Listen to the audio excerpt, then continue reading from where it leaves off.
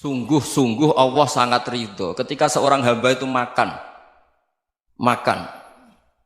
Makan ketika sesuap nasi dia muji Allah, ketika minum seteguk nasi dia muji Allah. Itu kalau orang diridhoni Allah itu wali betul. Itu untuk jadi wali itu gampang. Kamu makan ridho, kamu nginjak buminya Allah ridho seneng, kamu hidup keseharian aman seneng. Nah ini supaya sampean kita semua ngaji betapa panduan Rasulullah untuk menggapai ridho Allah itu banyak yang keseharian sekali.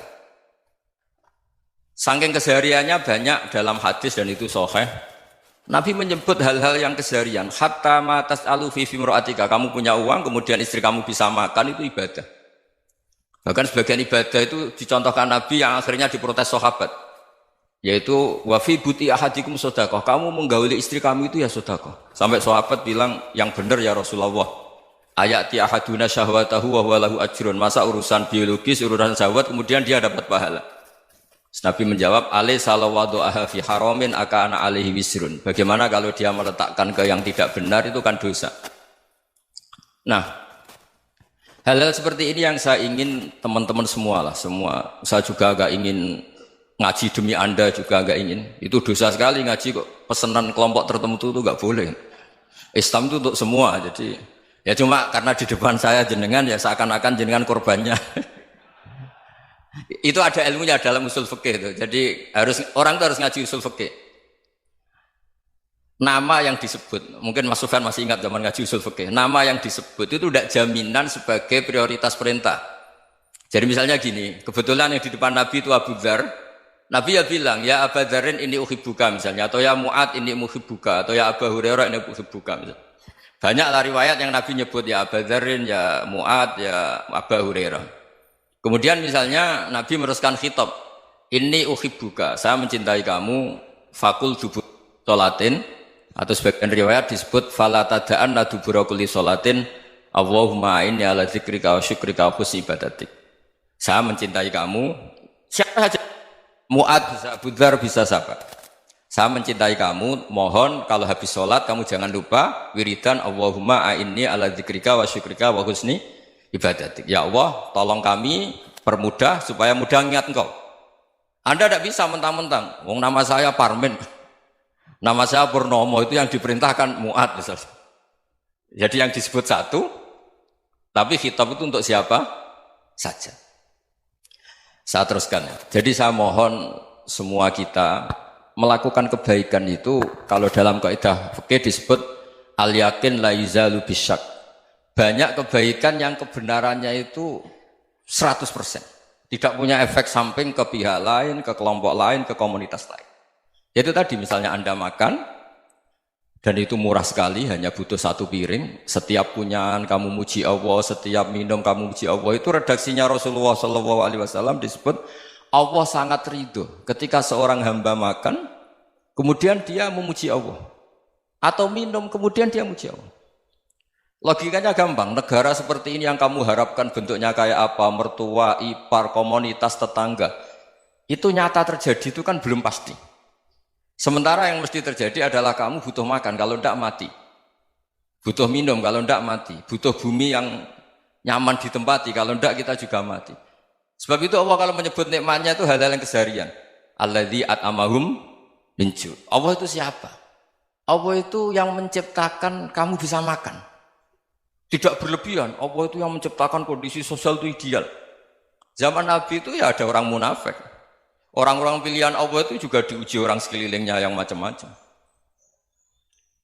Semua diuji sesuai konteks zaman dan waktu. Nah, tapi ada ibadah-ibadah yang selalu disarankan Nabi. Sampai Nabi itu pernah ditanya, ayul islami khairun ya Rasulullah, Islam terbaik itu gimana? Jawaban Nabi itu unik.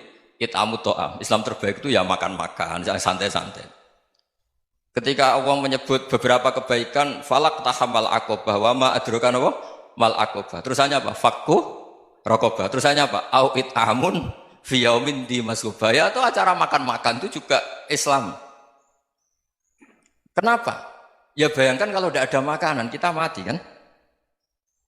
Kondisi sosial tidak ideal itu Anda masih gak apa-apa. Tapi kalau Anda tidak makan, Anda tidak minum, Kamu punya istri cerewet masih bisa hidup, punya mertua cerewet masih bisa hidup. Tapi kalau tidak makan bisa mati. Berarti penting mana istri sama makan? Penting mana? Makan. Semoga istri Anda dengar, nanti kamu disuruh makan tapi pulang deh. Itu kalau dibahasakan makan masih memahami. Penting mana nasi satu piring dengan istri. Nggak ada nasi mati, nggak ada istri belum mati. Penting mana? Gak berani jawab kan? Nah, ternyata Anda ada garang kan di depan istri.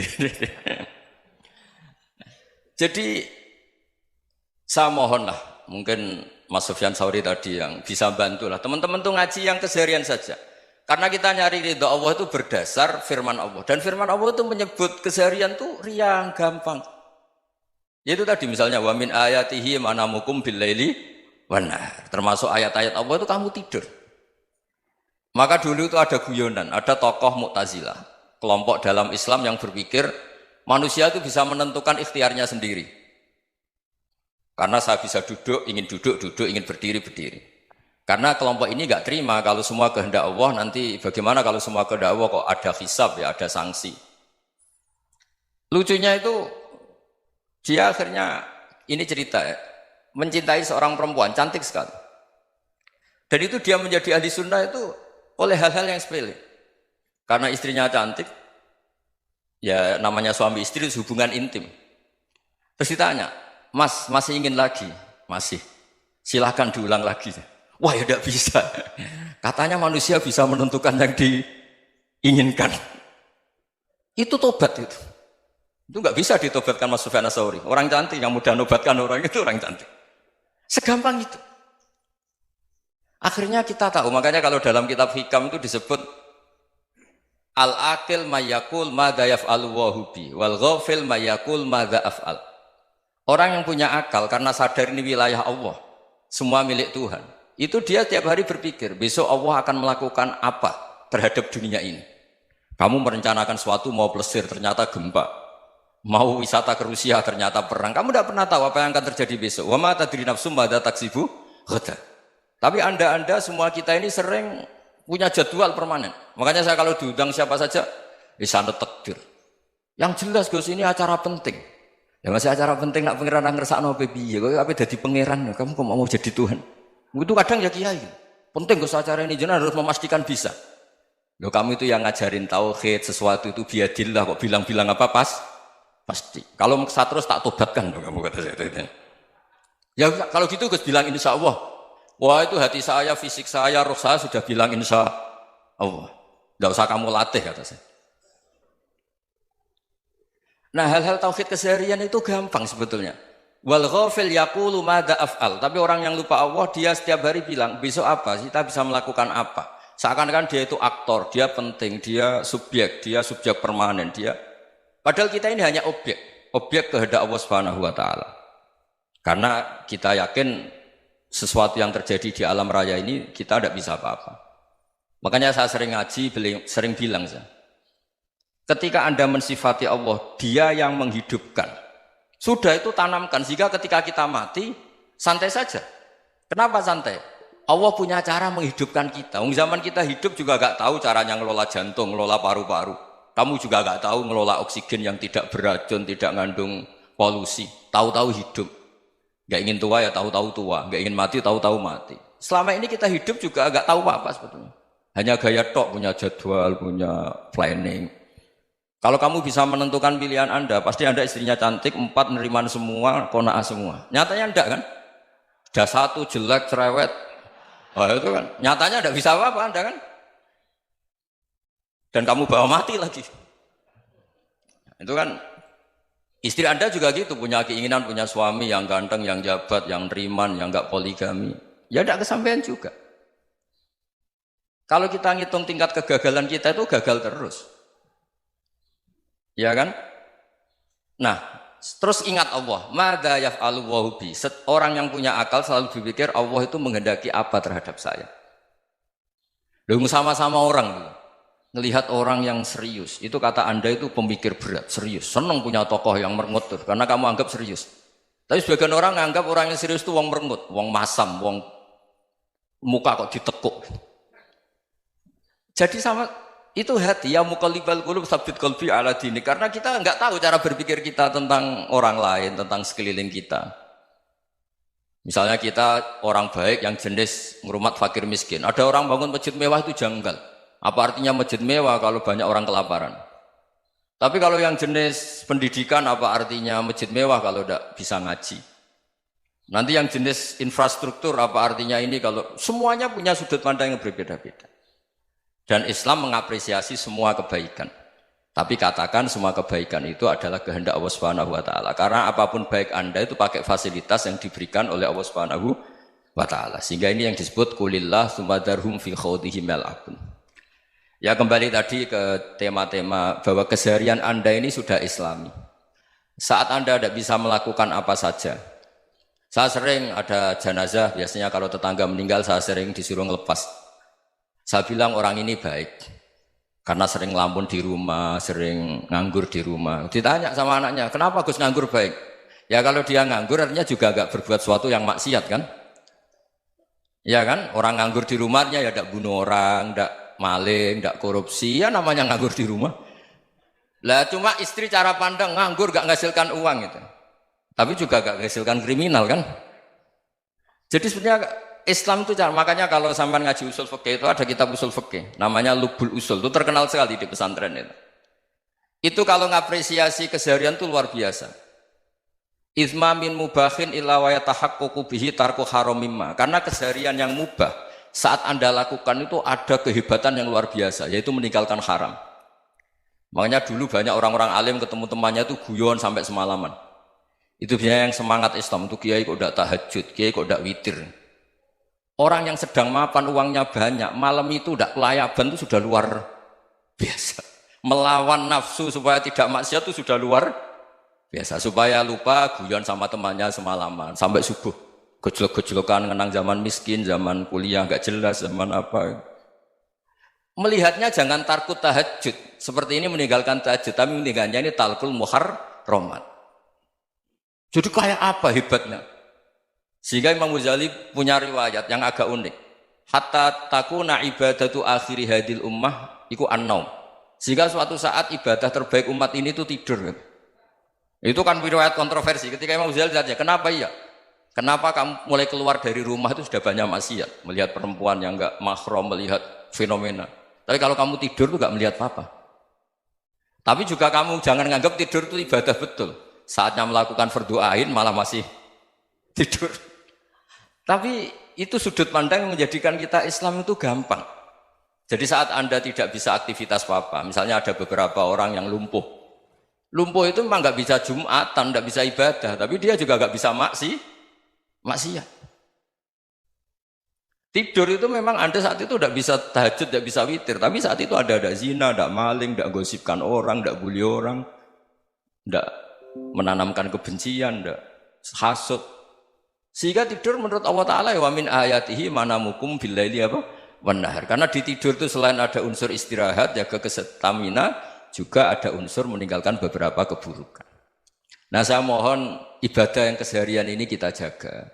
Supaya kita semua baca ayat itu fasih. Fasih itu tertanam di hati. Allah itu siapa?